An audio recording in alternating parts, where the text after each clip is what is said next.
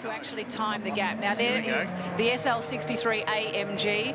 It's got torque 800. It's a 410 kilowatt output. It's a 5.5 litre bi-turbo. I got to drive it a couple of days ago. I'm very jealous. And Mick Doohan had a crack at me for driving like I was going to the shops.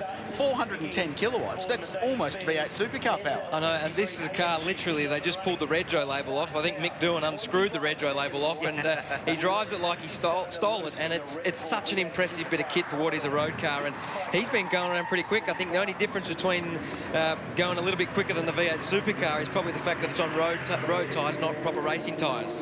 So 16.8 seconds separating the first two cars, and you'll see the speed comparison here too. So that will keep you up to date as to whether or not that V8 supercar can bridge a gap to the Mercedes, and whether, again, the Formula One car can bridge the gap.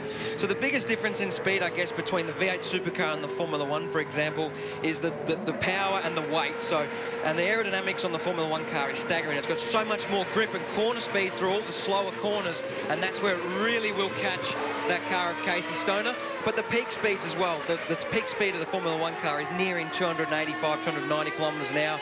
Casey Stoner a lot closer to 265 k's, and Mick Doohan would be around about 250 kilometres an hour. 23.9 seconds was the gap between the V8 car and also then the F1 car. So I wanted to ask you as well, in terms of when we see the F1 car making up the speed, where is the ability for an F1 car to make up the speed? Is it the acceleration out of the corners? Is it just the sheer pace of the car? It's a combination of everything. I mean, the V8 supercar has 600 horsepower. It's got a lot of speed, but it's nearly, over a ton in weight. So getting that car around the corners is not as easy as a Formula One car. It's got a lot of aerodynamics. It's very light. So the corner speeds, entry, mid-corner and exit speed is superior to that of the V8 supercar.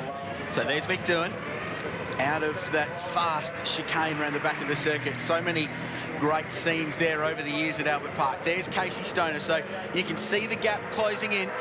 The Red Bull racer, this is the car that he runs in the Dunlop V8 Supercar Series, the second-tier V8s. Had his debut 2 weeks ago on the streets of Adelaide. You caught up with him yesterday. Great chat, by the way. And looking pretty relaxed. Mick having a moment mid-corner there. And don't believe for a second that Mick Doohan is not trying hard, because he is. And David Coulthard not yet in sight, guys, so he's not even in the screen. Oh, here he comes. This is quite a funny experience when you're driving that V8 supercar. The Formula One car looks like a bee or a wasp in your mirrors, and then all of a sudden it comes howling up behind you, and this sets up to be a great finish. Have a look at this. This will be really close, in fact, but David Coulthard will just get there. The three cars across the line covered by 0.3 of a second. So the handicapping is bang on. And between Mick Doohan, who was